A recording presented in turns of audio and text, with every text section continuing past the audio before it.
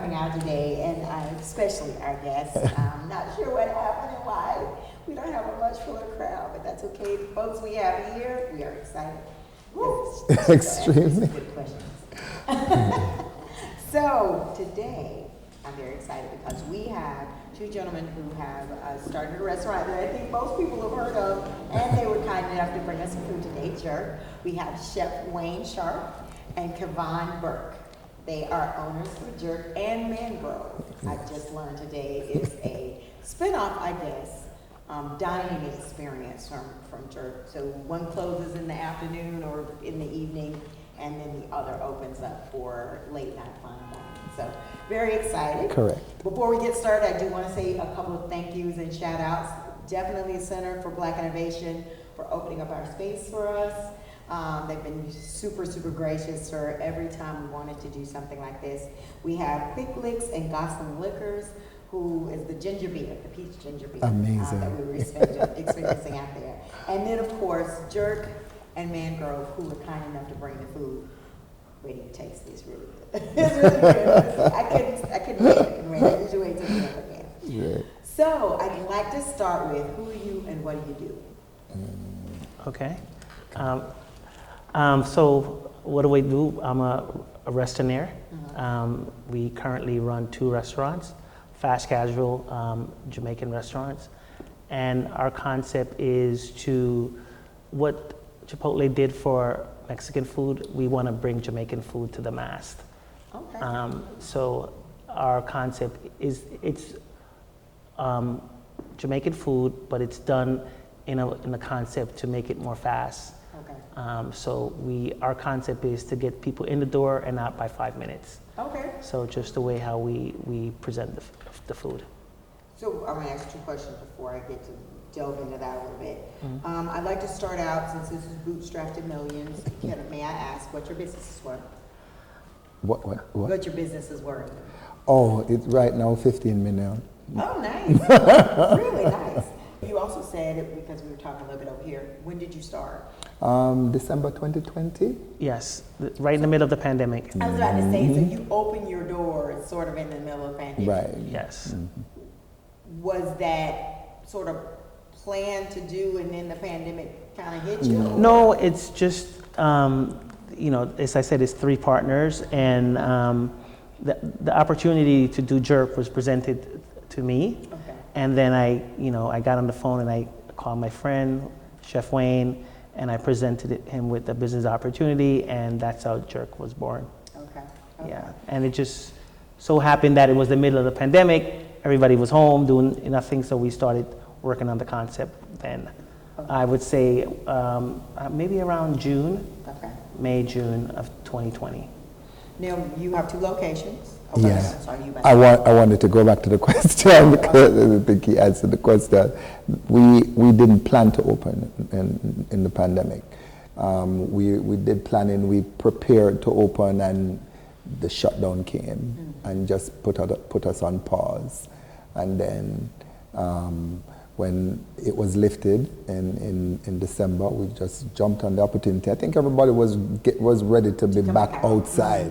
So it was a good thing for us, which caused us some chaos, because 2 days after we opened, we had to close our doors to rethink, reconfigure, employ more people, because we were, Really? Yes, we were slammed, yeah. That's interesting. So when you open your doors, you really expected it to be sort of a soft opening. We had really, really low projections. We were like, if people come, they come. We're in the Aventura Mall. We're not sure how people are going to view the food, how they're going to feel about it. So our models were really modest. And how long did you close the doors for? 2 days. Okay. Yes. You were able to revamp in 2 days. That's very impressive. Because we knew then that we weren't playing hardball. Okay. But then, Okay, so it wasn't a business that we're going to have to be ready and really fast. Okay. Now, you started by saying you really want your model to be very much like Pollo, what they did for Mexican food, you want to do for Jamaican food. When you sat down to start this strategic plan, was that top of mind then, or as you started to see your success, you shifted? No, we knew from day one that the way we were going to present Jamaican food was going to be different. It was going to be something that was not really present on the market. Okay. So we knew it was going to be, one thing we worried about is what the reaction would be from the Caribbean community, from the Jamaican community, of how we were going to present the food, because they've never really seen it presented like that before. So we were a little skeptical, and they did come and question, when people come across a Jamaican restaurant in Aventura, the first thing they're saying is like, who are these guys? Are they really Jamaicans? Right. Yeah, so we have a lot of people like, who are you guys? What do you guys know about jerk chicken? And yeah, we were definitely Jamaicans. And so, Wayne was always saying to people, just try the food, Right. And we've had so many people that came back to the counter just like, wow, the food is amazing. But, just the way how it was presented, they just think that it wouldn't be, it was like Jamaican or something like that. There's a small pocket that is still not having it. But I guess forward thinkers and, people who are anxious, or who think differently have embraced it, which is why one of the biggest pushback that we've had is because our jerk chicken doesn't have any bones. And jerk chicken traditionally is on the bones.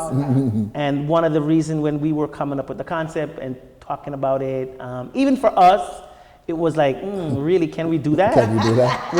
Would people accept that? But when we did the first, did a tasting. And from the tasting, people were just saying the bone maybe, because we did it on the bone for the first tasting, and when we thought about it, think about it, but one thing that we kept, we didn't change was the pepper, because jerk chicken is traditionally spicy. Right, absolutely. And we did get some people saying, it's too spicy, but Chef Wayne, that's one thing he said he would never back down from, is the spice level. Right. So we've kept the spice level even though it's boneless, and jerk chicken, it's really like 65-70% of our revenue comes from jerk chicken. Yes. Very nice. I could see that yes. because the two locations that you have, one in Aventura Mall and one in downtown Miami, I would imagine that's a little bit different target market though from what like a traditional Caribbean person who eats. The only difference with downtown is that, like you said, the audience is a little different. Right. So it's not so much in people who haven't had. There's a large concentration of the Caribbean community that works in offices downtown. Okay. But it has been a blessing because now they know more about us. Right. Right. Before, if you go to the mall, you'd know about us. If you didn't go, then you would know we existed. So that kind of helped us a little bit. Okay. But what I've done is created specials, things that they know, curry goat. They know that. Okay. Sometimes I do brown stew chicken. They know it, So I capture a bunch of them that way. And how do you market it to that audience? Because I think we talked about a little earlier. Downtown's tricky. Yes. Because it kind of shuts down your periods of time. We were talking about that recently, and I'm going to be very, very honest, and I hope that this taping will also help us in that regard. We have really, really not done any extensive marketing to the Caribbean community at all, and that was big in the beginning. That was strategic because it was really not geared for our Caribbean people. We wanted people who hadn't had the food to experience it, and if we win the Caribbean community, then that was a plus for us. It has been shifting. So now we're developing, strategies. We're we're in talks now to reach out to that community to have them, especially for the Mangrove, because I know our people would really, really enjoy that space. And would you, is it on the plans to open up more locations? Absolutely. Yes. And maybe even franchise? Franchise, no, but that's Kavan's department, and he's eager and anxious, and I think that he doesn't sleep thinking about the next one, and is on. So right now, Jerk is just not a restaurant; it's a brand. So we're definitely interested in building the brand ourselves to get it to a place. So right now, franchise is not on the, it's not something that we're currently thinking about. Our model right now is to build at least 10 stores in Florida. In the, South Florida is our base, and we're going to go up north, Orlando, Tampa, up that way, Gainesville, and then eventually we're going to build out of the state. So our model is to put at least 10 stores, and right now we're in a growth spurt right now. Right now we're in talks to open maybe another 3 stores by next summer. Nice. Yeah. So do you have additional investors in that, or you just are reinvesting back? Right.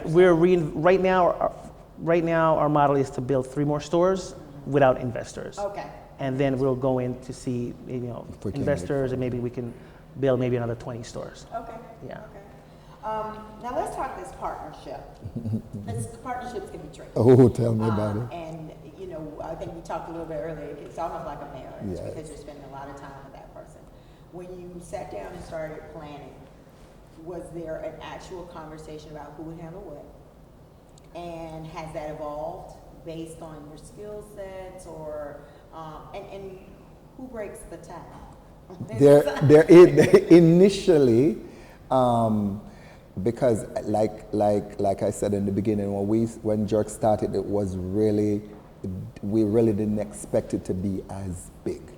Like I said, our model was really modest. So going into it, Kavan always did finances and the business part of it. I've always done operations and the kitchen side of it and the food, and our other business partner always kind of guided us through, strategic planning and outreach and stuff like that.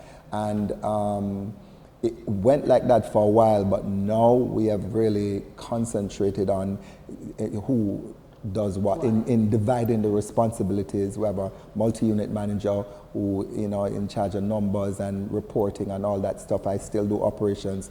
Kavan still do the business aspect and still do the finances also, and that has worked really well for us. Not to say when you say partnerships are tricky, I think the one thing that we have had is great respect for each other. Okay. And people step, it's human nature. People step out of their area every now and then. Kavan has done it, but the one thing we have done is we basically stay in our lane. Okay. And we try not to overstep, and a partner will say, what do you think? Rather than I want, So it's always a conversation. Hey guys, this is what I think. I don't really like that. What do you think? And then we have a discussion. It's always a discussion and then a decision. We've never gone in any situation where it is so bad that somebody wants and the other don't want. It's always a conversation. So it's respect. Is that just innate in how you two communicate with one another? Well, it helps because it helps because we've been friends for many years. Right. So we have had arguments, and I'll tell him off, and he'll tell me off, and he'll go the other way, and he'll go that way. But he's somebody who doesn't hold grudges. Okay. So he'll always call. I will hold for a little while.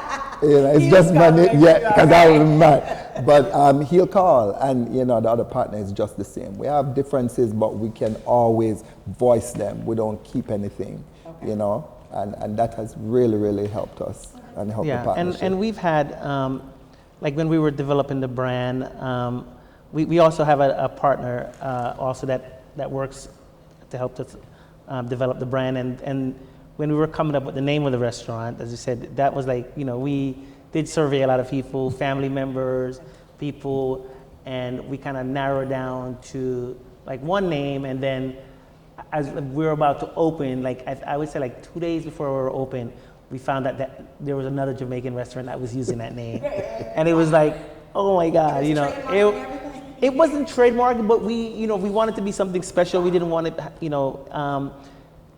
we wanted to, we know that our number one product is going to be jerk chicken. So, but we couldn't just say jerk because there's so many restaurants all over the country and the world that use the word jerk. Right. So it was just the way how we created it. We're just taking out the E and putting the exclamation point. It was, and I think at first I don't think me and Wayne were like, We didn't know. we didn't know, but after a while it was like, yeah, then it was like, it was great. And that's kind of how like the partnership works. There's times where our other partner, Harrison, I remember when we started out, we were not chopping our chicken. Okay. Yeah. It was still boneless, Okay. but it was not But it chopped. was not chopped, 'cause I And was then like, he came to us and he was Yeah. like, I think we should chop the chicken. And we're like, we don't really know. It took me a long It took Wayne a little while because, as I said, Wayne area, he's the chef. He creates everything that jerk is, right? The flavor and everything. It's Wayne. He creates all the food that we do. So he was like, I don't know about chopping it, but it's been a huge success. Really? Chopping the chicken when we just Because it's a bowl. yes. Yes. So it worked perfectly, and so there's times where it's a give and take. And we've come back and be like, you know what? That was really good. You know what I'm saying? So yes. You have to come back. Yeah, so, we do that. Yeah, so we're always willing if somebody really strongly believes like, Something. I want We to give it do, a I want to chance. try something. We usually give each other the room to get, you know what? Let's try. If it didn't work, you could always come Yes. Yes. Yeah. And we are like that with this business. We pivot. If something is not working, as I said, we're not we don't have a huge corporation back in this business. A lot of people do see jerk and what it think represents, and they always think that, can I call the corporate office or whatever? And we're like, they That's always, right, they always believe that if you call the corporate office, you're gonna get me, it's my number. So I still have people call all the time, like, sometimes I'm like, how did they even get my number? But people call directly and they go, this is jerk, and I'm like, yeah, this is jerk. But just the way how the brand is presented, it's because from the day one when we started building this business, it wasn't just building. Our goal was never, when my partner Harrison pitched me on the idea of jerk, it was never just build. Let's go build a restaurant. Right. It was always a let's brand. build a brand.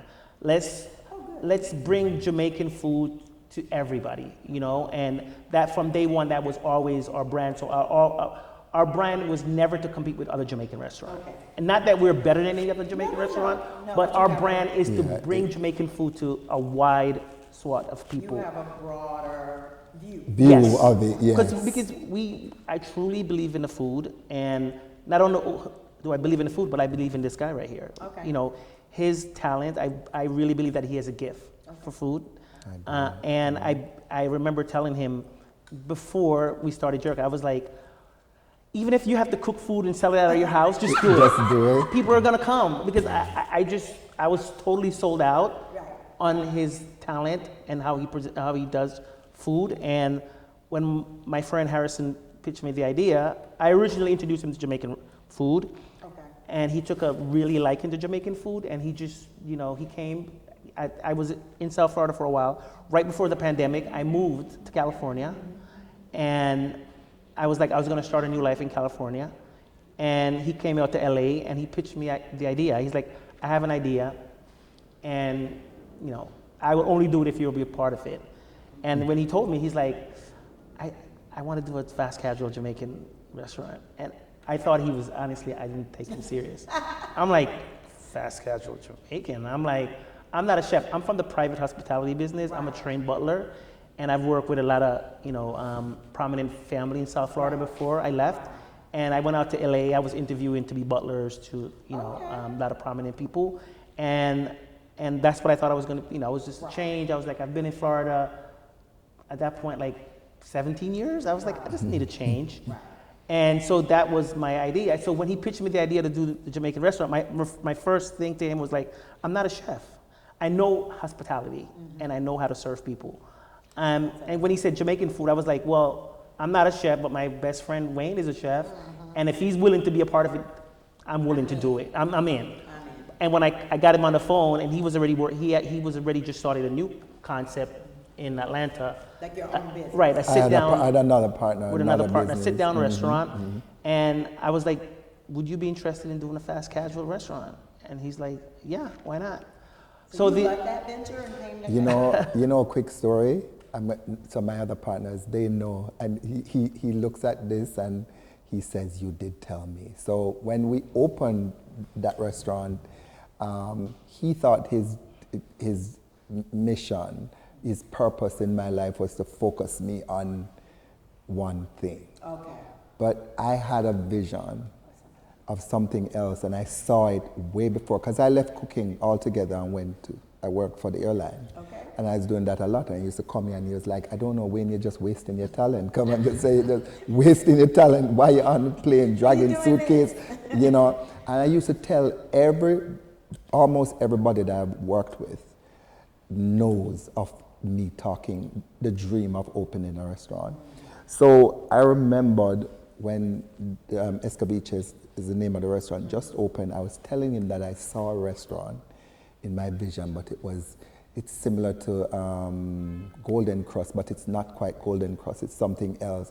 And he said, actually there was a space in a mall in Atlanta, and I was telling him, let's do it because somebody has approached us, but we're just open. He was like, no, my job is to focus you on one thing at a time. I don't know. When he called me and told me about it, I was like, that's destiny. Right. I have to go do it, you know? So, it's part. So how did you get out of the partnership? I didn't. They didn't like the fact that they were mad at me for a very long time. They were mad at me for a long time, and I still had the partnership even when I came here, and then I gave it back to them. Okay. I called them one day because these things can wreck your mind. I felt like by this time, they had closed me. Not negative, I don't want it to be, but it's just what happened. And I didn't understand, have a view, and I felt that it was holding me back. So I called them one day, I said, listen, I'm going to give it back. Okay. And I gave it back, and moved on. You see, I had the questions that I had. Because you got some good information. I gave it back. And their friends, I can call them. They're stalwart in the industry, or accountants. If I have questions, I can always pick up the phone and call them. Say, you have to learn to, let stuff go, move on. I knew that there was something bigger. And you have to know when you are a right fit for something as well. Yes. Willing to walk away from I thought I was the right fit for them too. Yes. Yeah. Until he came with a better Yes. Yeah. So the original idea was to open the first jerk in LA. Oh. Yes. Okay. Yes. Because I said, as I had just relocated to LA, and the idea was to open the first jerk, because I had just packed up and relocated. I wasn't coming back to South Florida. Yeah. So as we were planning, and to be honest, I didn't take even though I said, yeah, we would do it, and we started talking about it, I still didn't really take it that seriously. I think it was after the pandemic and everything shut down and we were just home hanging out, and we're like, okay, he called me one day, he's like, well, I'm home, everybody's home, let's start working on the business plan. And so we started working on the business plan, and then the idea, we got to the point where we need to do a tasting. So he flew from LA, I came in from LA, he came from Atlanta, and we did a tasting in Aventura. Super spreader event. And that was in the middle of the pandemic, yeah. Super spreader. And after that, I went back to LA, and an opportunity was presented, because at one point the mall was closed down. Right. And the opportunity came up where there were so many restaurants that went out of business. An opportunity came up for us to do a pop-up. Yes. Yeah, the idea was like, let's do a pop-up. Let's try the concept, see if it works. Let's do a pop-up in the Aventura Mall. Somebody presented the opportunity to us. And I had to pack up and move back to Miami. Right. Mm-hmm. So I came back in June, and it took us from June till December. To get the store open. Mm-hmm. Okay. And I don't even think the Aventura Mall thought that, because they gave us a pop-up. It was like, try it, see if it works. Definitely didn't think they didn't think that this would be a success, and it took off. And people were shocked, Jamaican. They didn't really think nobody's gonna eat Jamaican food in Aventura Mall. Because you say Chinese food, you say everything else, you don't say anything. But we were talking about just a minute ago how retail, Amazon has really caused some friction. Malls aren't as stable as they used to be. Is there some concern there, or is there a backup plan if retail really takes a real different route? Where we are now and how we're positioned, that's really not our worry. Okay. Because now we have gone outside. We have our own brick and mortar. So you know, it's and it's doing really, really well. So I don't think that's our concern anymore. Okay. So even without that. Yes, we'd still Right. do great. So I mean, like our concept, like down here in downtown Miami, we do a lot of our lunch is really our busiest. Also, what we do, we probably do, I would say, almost 30% of our business is through delivery. Uber. Oh, okay, yeah, that makes sense. Yeah, so we do pretty well on Uber down here in Miami. We do Uber in Aventura also, but down here in Miami, it's because downtown Miami has really changed. I know you were talking about walking around, and like I remember coming down here years before I went to LA, that at 5 o'clock, shut down. everything was shut down. Tumbleweed. Yeah, and now it's totally changed. Like our next door neighbor is Tam Tam. It's a Vietnamese restaurant, and they do pretty well on that corner. And so, and you know, it's funny now. Like we do have people coming in for reservation at Mangrove, which is our sit down concept. But we have a lot of walk-ins also. We're just people just walking around downtown. Unheard of. I know they're redoing Flagler Street. Yes. And and they're building condos. That courthouse. Right, the new courthouse is going up, and there's so many condo buildings slated to open. So I think we came downtown at the right time. Okay. Yes, So We ordered Uber Eats. yes, yes, That's right now. yeah. So definitely all over here. There's so much development now. Right. I can see it being good. So I mean, so just Mangrove just kind of it wasn't something that we planned either. Okay. That's something just kind of came about just the way how the space was laid out. Okay. And while we were building Jerk, like the opportunity came, like we just thought, like just the way how the store is laid out, it's shaped like an L. So there's two sides on two separate streets. Yeah. And we just said, it's a nice space. Maybe we can do a lounge. Okay. So the concept was to do a lounge and then have Jerk on one side. And we started doing that for a few months, and it wasn't as successful as we wanted it to be. And that's how the idea came up because I think Wayne still loves the idea of doing a sit-down restaurant. He still hasn't let go of that dream to do a fine dining restaurant. So the opportunity came where like we can do another concept. So Mangrove is a total different like I would say the menu is like 95% different from what we offer on the Jerk side. But it's still Caribbean based. I'm about to overhaul that again. It gives them opportunity to present different kind of food. And is one of the three that you're opening going to be one of his standalone? No, it's just Jerk. It's just Jerk. It's just Jerk. Right now, our main goal is to duplicate Jerk and open more stores. Okay. Yeah.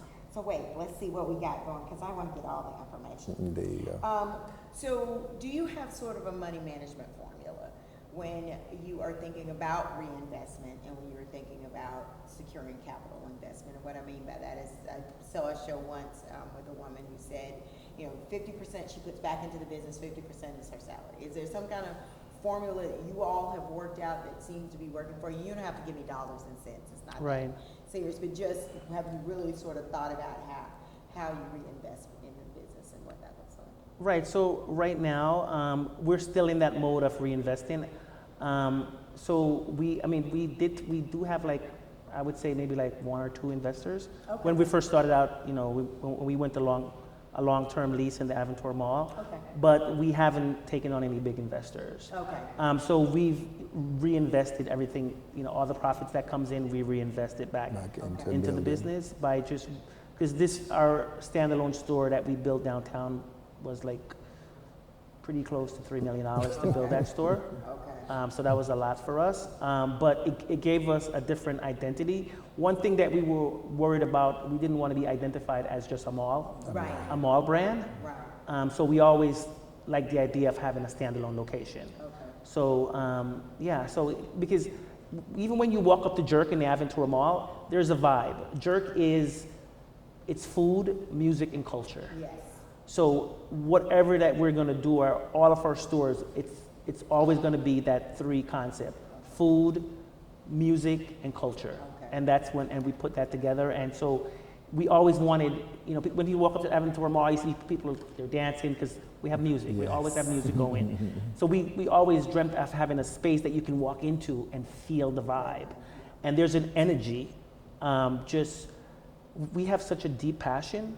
Like Wayne has such a passion for his food, and we're so sold out in what we're doing and servicing people and giving back that when you walk into our store, you feel that energy. Yeah, So that standalone store gave us even we always wanted that feel. You Okay. know? Yeah. And do you advise that though? I mean, I know sometimes it's a challenge when you're trying to start your own business and you're trying to figure out, one, how you're going to stay alive, and two, what would you advise people when it comes to, how much reinvestment are you really committed to? And if when is it a time when you can kind of... There is a misconception generally about, I don't think it's only for the restaurant business, is that because you're busy, you're making money, it takes a while for that to happen, and you have to be really careful in how you do that. Not because you make $250,000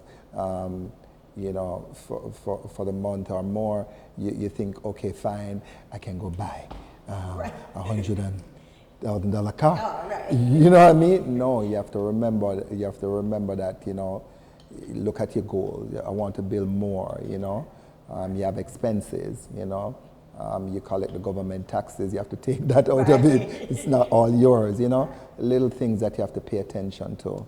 And once you keep your head down, control cost, staffing,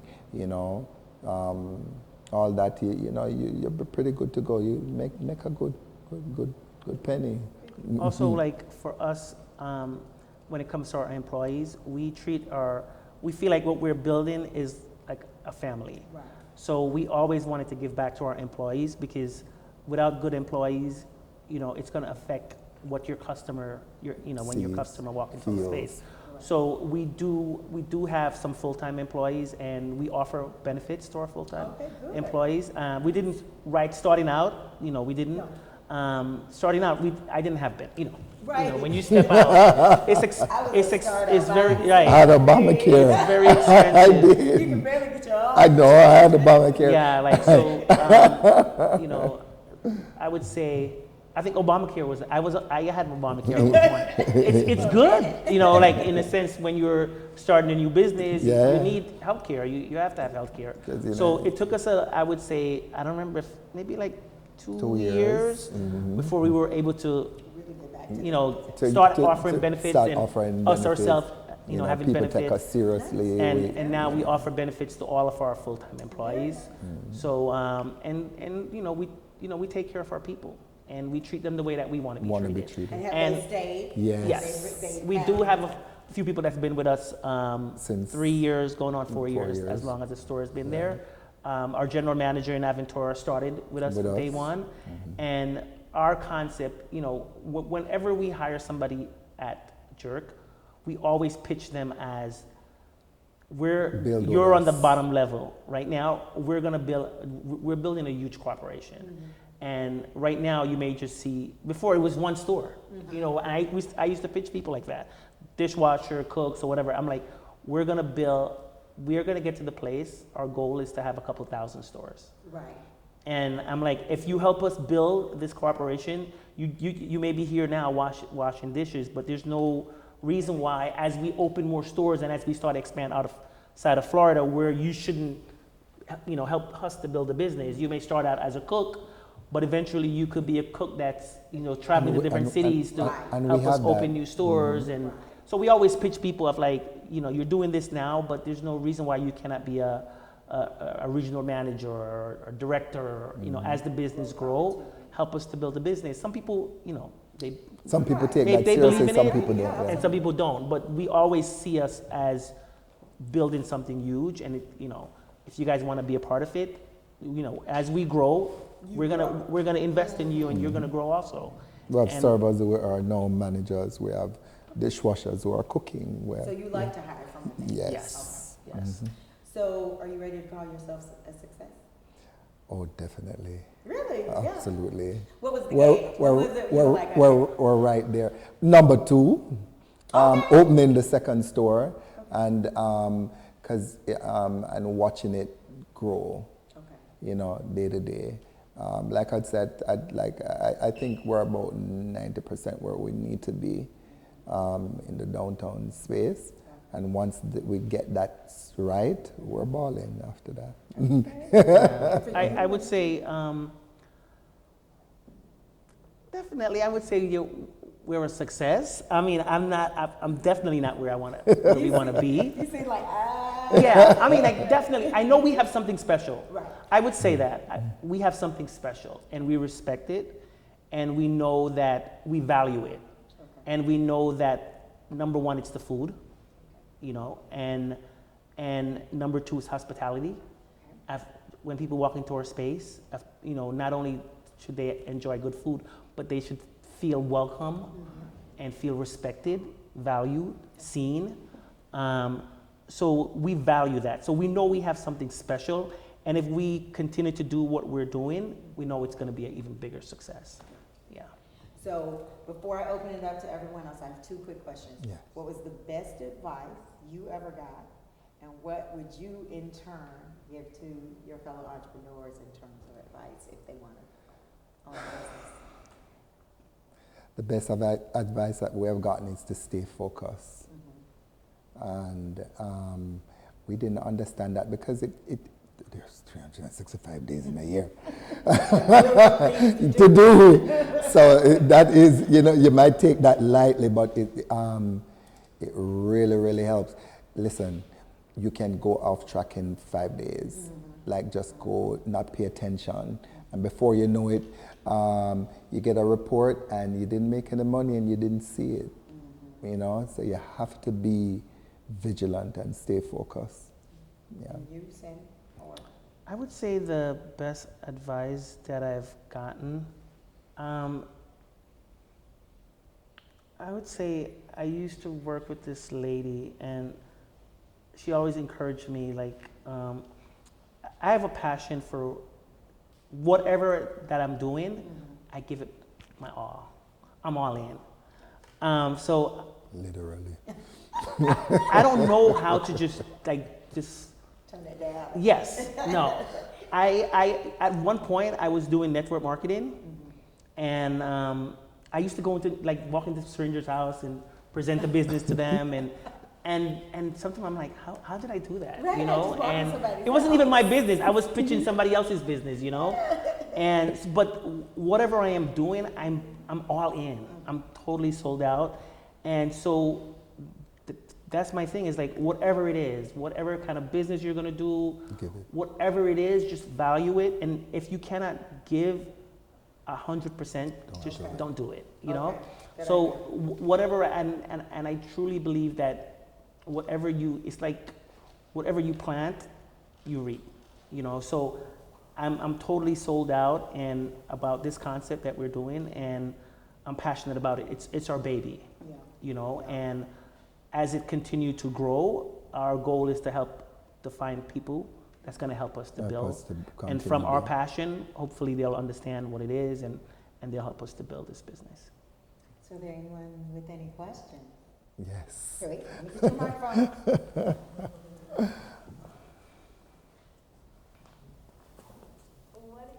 Hi, my name is Zuri, and I'm in 6th grade. It's there. And my question to both of you guys is, what helps you to stay motivated in your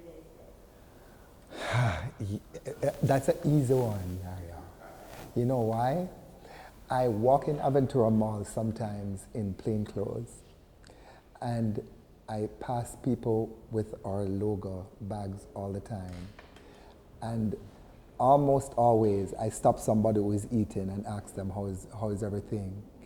And when they tell me it's amazing, I'm smiling from ear to ear on my way into the store, because I didn't touch the food.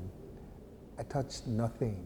It's what we have taught people, So that's an achievement in, what they call it, scaling. Because you're not there, you did nothing but build it, but start the brand. That's got to be impressive, actually. Very. Think about it. See your I do it bag all the time. through Yes. the mall. That's gonna be really cool. Or sometimes I'm pulling up to downtown, in the lunch rush, and I see people, a line of people going towards the train station, and almost everybody has a jerk bag. That's impressive. That's impressive. See your success going right down the Yes. street. Because nobody knew us, you know, when we came down here, you know. So, Any other questions? You all right? yes.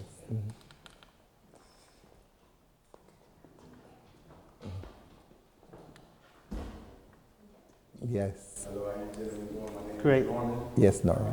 Pleased to meet you. Pleased for y'all to be here. Pleasure. Congratulations to you guys. All right, so my question is, up until this point now, with all y'all success and everything that y'all done had, as y'all look back, would it be anything that y'all would have done different? What would y'all would have done different? Even with all the success you have now, still looking back, like what is something that, or something that you could look at, like, okay, we could have done this different, or is there anything?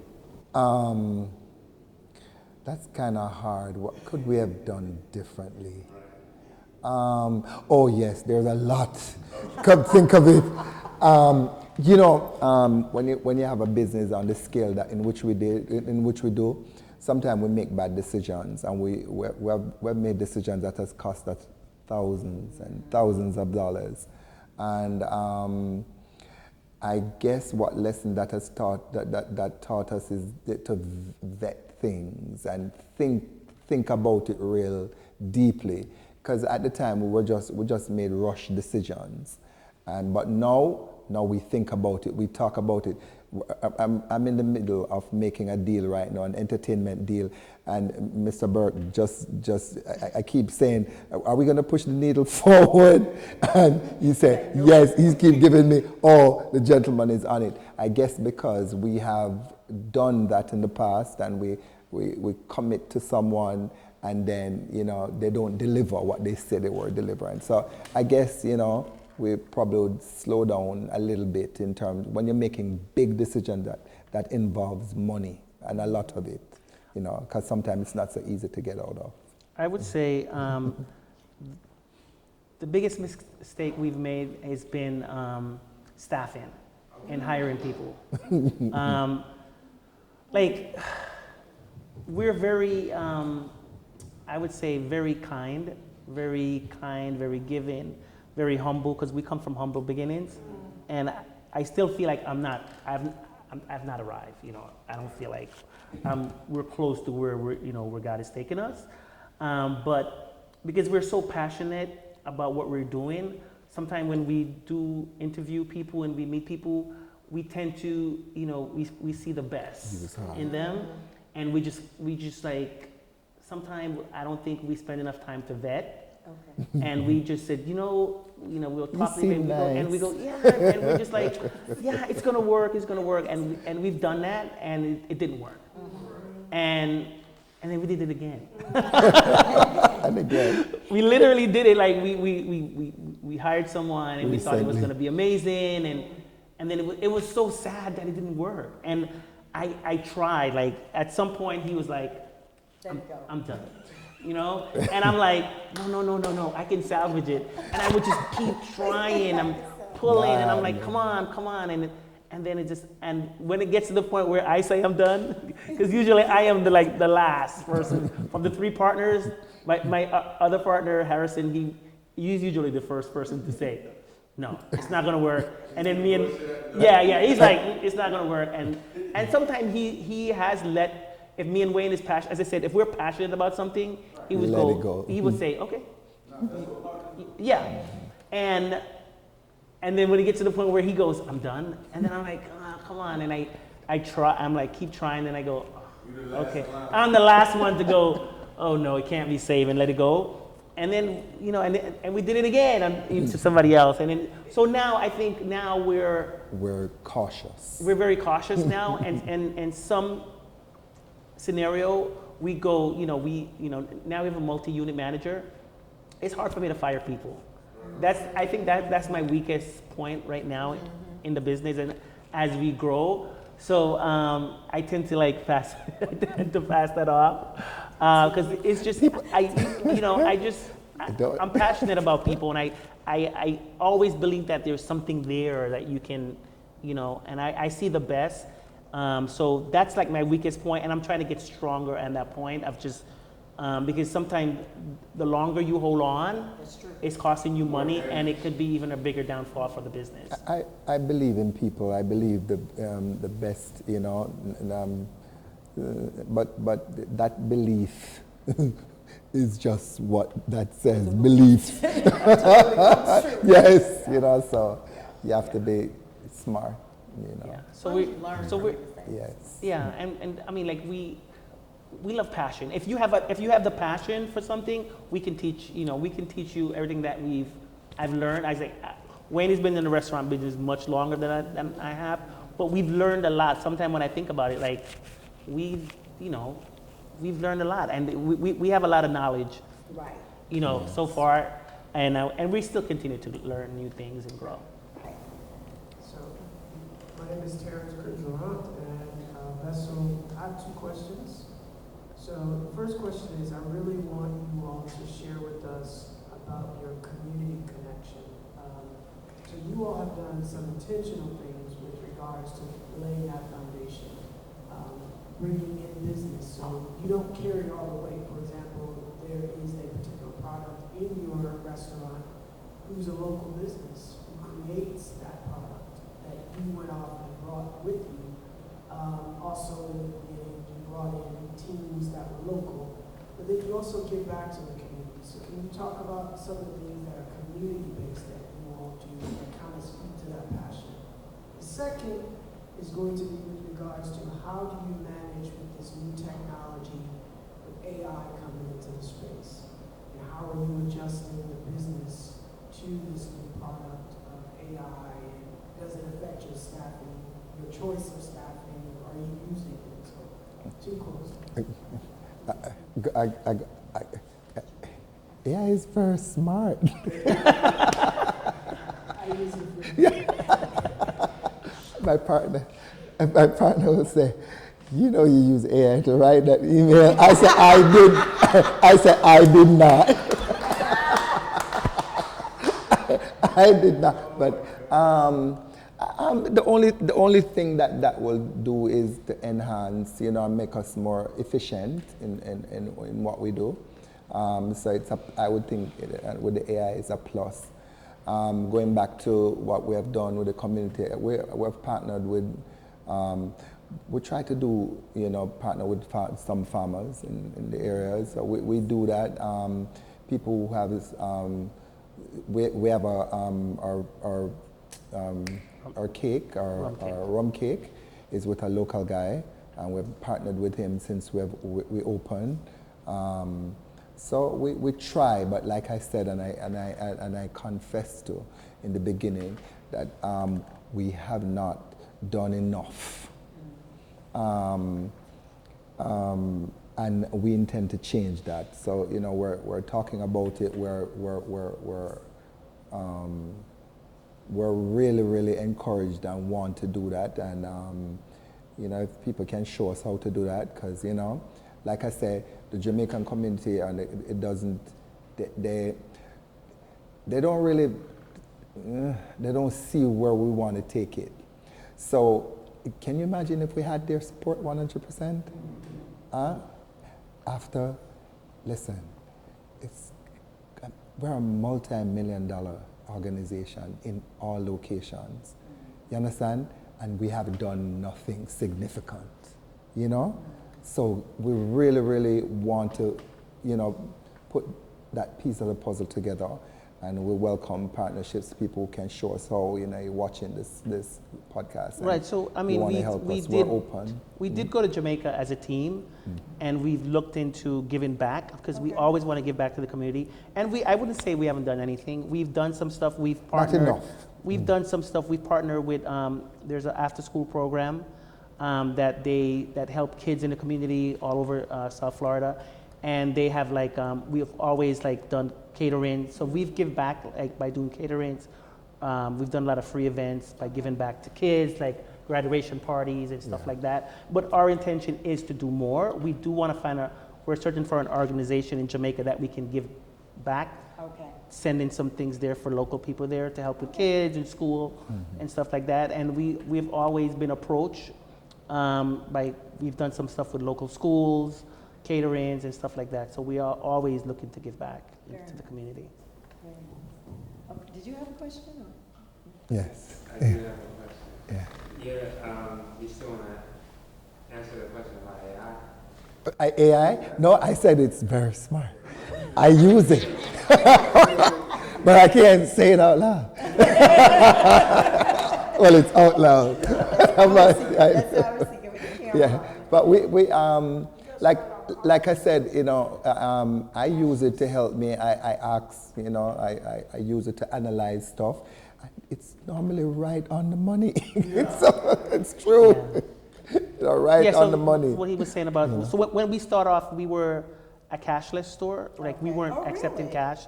Yeah, but we've since changed that because we had some people who felt like we were alienated some part of the community, but that was never our intention. It wasn't our intention. It is so much easier to do business without cash. But have you found that a large percentage of your audience is now using No, that? it's still, Not necessarily, I would say, but maybe 15, we just do maybe it just 15% because. Okay, but still. our business. It's still majority cashless, but we felt some people in the community felt like we were like we had a motive behind it, Okay. but we didn't. Yeah, But just now trying to make it, it's so easier to operate when there's no cash involved. But we've since changed that, and now we accept cash in all of our locations. So my question for you guys is, you know, the future is always changing. Every day brings something new. What message would you have for yourself 10 years in the future from now? You want to start? What would you say? For me, I'll be done. I'm hoping that jerk will be sold and I'll be lying down somewhere in, you know, in Indonesia. I'm dead serious. We didn't discuss this. No, I think, 10 years down the line, I definitely, I still have a passion. So I love to travel. I love to go new places. So I see myself traveling to open new stores Okay. in different part of the world. Okay. So eventually, I do see us being an international company where we will have stores in different countries. So I could see us just, helping, still being a part of the company somehow, and helping and leading, like from culture-wise, to make sure that the company doesn't lose its identity. Yeah. That's a very nice vision for sure. So I started today and forgot to introduce who I am, so I'll tell you. I'm Stephanie Van Burke. I'm the host of Just Talking Business, Bootstraps to Millions. Once again, I really want to thank our guests for coming out, because not only did you come, but you brought your wonderful food, which I'm going to go eat some now. A pleasure. And it really a great message, I think, to imagine that in 4 years y'all have been able to be so successful is really powerful, and now we know who to call if we need some advice. There you So, go. right? And for me, I if somebody wants, have the money and they want to do it and they want advice, me and Kavan, we're open, we're very, very helpful. We don't turn anybody away. We don't keep any information for ourselves. We share it, we'd be more than happy to help somebody who wants to do it. Very you nice. know? Yeah. Very nice. Okay. Yeah. Mm-hmm. Hi, my name is Valencia. Yes, Hi. ma'am. And so my question to you is, how do you strategize with your locations? Like, how did you select Mangrove, that particular location in downtown Miami? Like, what's your strategy behind choosing the locations for your buildings? Okay, so for us, for our model, we are always looking for high traffic areas. And that's one of the reasons why we were geared towards the mall. We're trying to find areas where there's high traffic. So, before we were looking in Wynwood for a while, because a lot of high traffic there, and we just could not find a space that, that we felt comfortable with. So downtown, we just felt like downtown was developing so fast. It's turning around, there's more foot traffic. So for Jerk, we're always gonna be in areas that has high foot traffic. yeah. So thank you again. Thank you to the Center for Black Innovation.